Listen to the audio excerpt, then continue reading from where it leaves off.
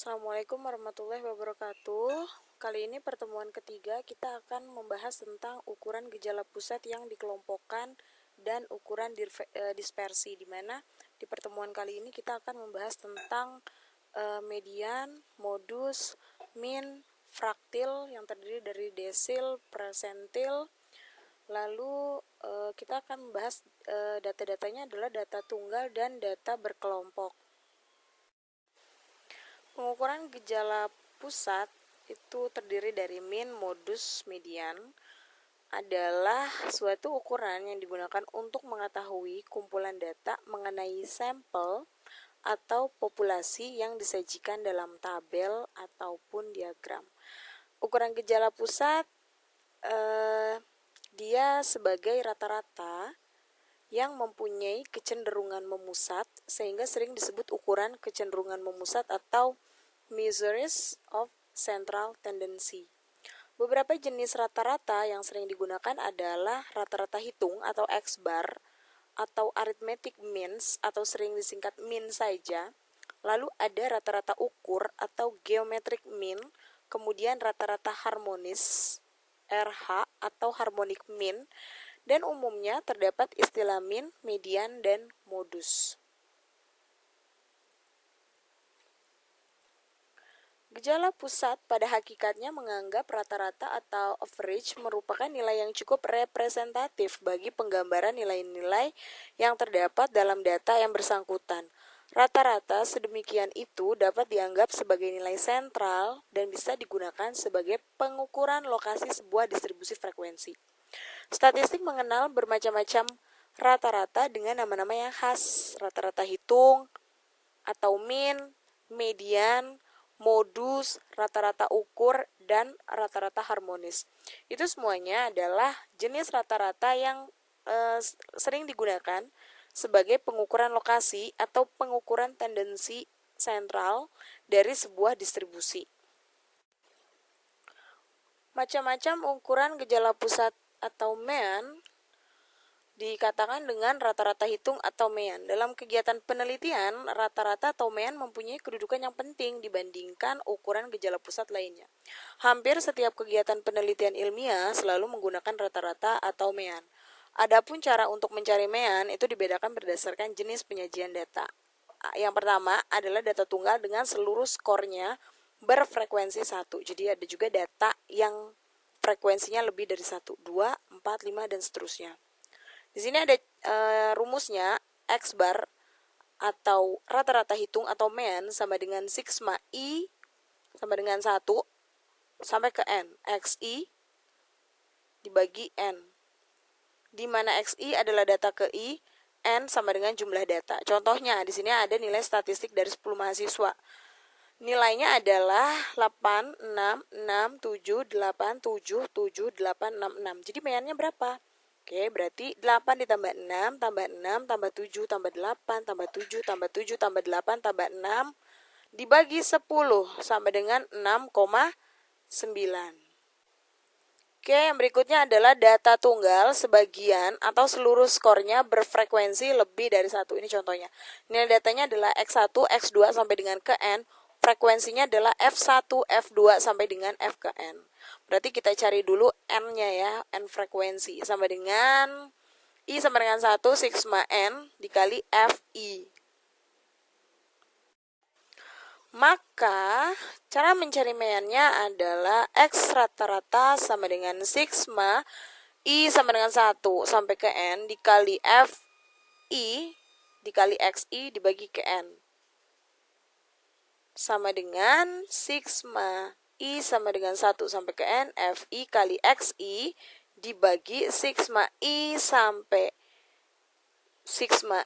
dengan 1 sampai ke N dikali Fi. Data kelompok atau dalam distribusi frekuensi. Cara mencari mean data kelompok ada dua cara, yaitu cara panjang dengan cara yang pendek. Kalau cara yang panjang seperti yang tadi ya, X bar sama dengan sigma I sama dengan 1 hingga ke N Fi kali Xi dibagi sigma I sama dengan 1 sampai ke N, F, I. Kalau cara pendeksnya adalah CI sama dengan XI dikurang X0 dibagi P, di mana P itu adalah panjang interval. Kemarin kan saya sudah menjelaskan tentang panjang interval sama dengan R dibagi K, range dibagi kelasnya.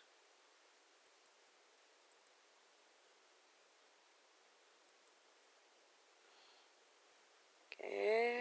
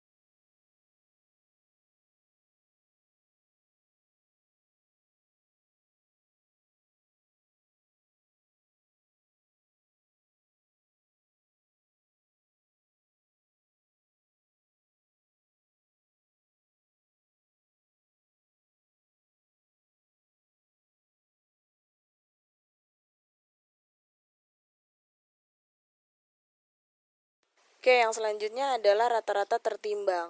Rata-rata tertimbang ini adalah rata-rata yang memperhitungkan frekuensi dari tiap-tiap nilai variabel. Rumus untuk rata-rata ini adalah X tertimbang sama dengan sigma FI kali XI dibagi sigma F. Contoh, ada 5 mahasiswa, nilainya 70, frekuensinya 6, mahasiswa 69, dapat 3, mahasiswa yang nilainya 45 dapatnya 1, mahasiswa dapat nilai 80 ada 1, 56 ada 1. Oleh karena itu kita tuliskan rata-rata tertimbangnya seperti di dalam tabel.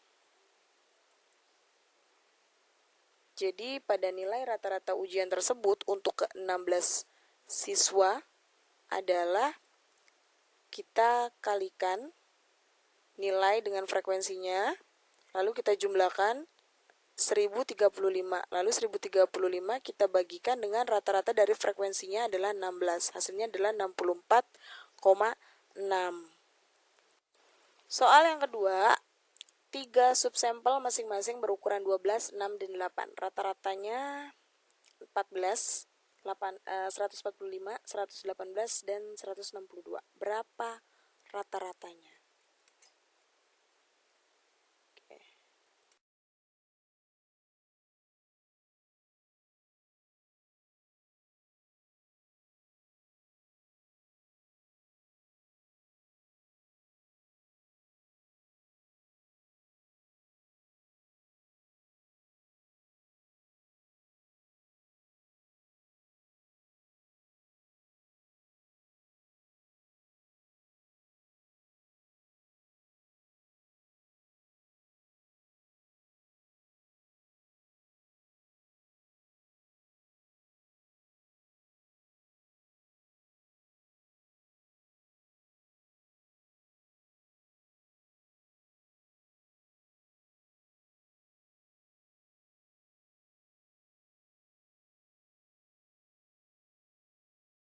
Bawah ini. Oke. Kita bisa lihat kelas modusnya adalah kelas keempat ya. Di tengah B-nya adalah 59,5 ya, batas atas batas bawah kelas. Batas atas kelas dia soalnya 59. Terus B1-nya adalah 15. dikurang 6. Jadi kelas keempat dikurangin kelas ketiga. Terus B2-nya adalah kelas keempat dikurang kelas kelima. P-nya adalah 8. Dimana MO sama dengan 59,5 ditambah 8. 9 itu dapat dari yang C, 2 itu dapat dari D, hasilnya adalah 66,045. Oke. Median adalah salah satu nilai yang membagi distribusi data menjadi dua bagian yang sama besar, yaitu suatu nilai yang membagi 50% frekuensi bagian atas dan 50% bagian bawah, sehingga frekuensi yang ada di atas sama dengan yang ada di bawah. Oleh karena itu, median dari sejumlah data tergantung pada frekuensinya, bukan variasi nilai-nilai. Cara mencari median antara lain, yang pertama, data tunggal sebagian atau seluruh skornya berfrekuensi lebih dari 1. Sebelum dihitung mediannya, data diurutkan dulu, ya, dari yang kecil ke yang besar. Rumus median untuk data tunggal dibedakan menjadi 2. Oke, kalau untuk yang ganjil, X N ditambah 1 bagi 2.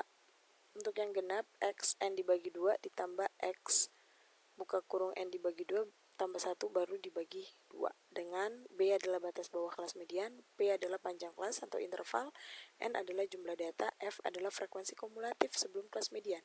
F frekuensi kelas median. Soal berikutnya adalah data 666, 78, 77, 866. Setelah diturutkan diperoleh 6666, 777, 888. Jumlah data genap, sehingga untuk mencari median digunakan rumus di atas dan diperoleh hasilnya adalah berapa. Cari ya mediannya. Oke, ini di slide sebelumnya ya, hanya mengingatkan kembali untuk rumus modus. MO adalah modus, B adalah batas bawah kelas interval dengan frekuensi terbanyak, P itu adalah panjang kelas intervalnya, B1 sama dengan frekuensi kelas modus dikurangi frekuensi kelas modus sebelumnya. B2 adalah frekuensi kelas modus dikurangi frekuensi kelas sesudahnya. Oke, di sini ada soal yang keempat. Ada nilai statistik mahasiswa jurusan ekonomi dari sebuah universitas, ada kelas interval dan frekuensinya. Yang harus kalian cari adalah berapa modus nilai statistik mahasiswa tersebut. Oke, yang selanjutnya adalah fraktil. Dia adalah nilai-nilai yang membagi seperangkat data menjadi beberapa bagian. Fraktil itu terdiri dari kuartil, desil, dan persentil. Jadi Q1, Q2, Q3, Q4. Oke, soal yang kelima. Kalian kerjakan, tentukan kuartil kedua dari data 4, 6, 8, 5, 4, 9, dan 12. Penyelesaiannya itu data diurutkan dulu ya. Terus dapat N-nya adalah 7. Kuartil data tunggal Q1 sama dengan nilai yang ke I buka kurung N plus 1 ditutup dibagi 4, I sama dengan 1, 2, 3. Berikut ini adalah kuartil data berkelompok. Rumusnya Q1 sama dengan B1 ditambah IN dibagi 4 dikurang sigma FI tutup kurung dibagi F Q1 dikali C. Dimana di sini ada keterangannya. BI adalah tepi bawah kelas, N jumlah semua frekuensi, I kuartil kesekian, FI 0 adalah jumlah frekuensi semua kelas sebelum kuartil, lalu C panjang interval kelas, FQI frekuensi kelas kuartil. Yang kita cari kuartil keberapanya. Di sini ada contoh soal, ada tabelnya, ada tabel usia, jumlah X, D sama dengan X dikurang M, FD adalah F dikali D-nya. Oke, di sini contoh soalnya tentukan kuartil ketiga, distribusi dari tabel di atas. Oke.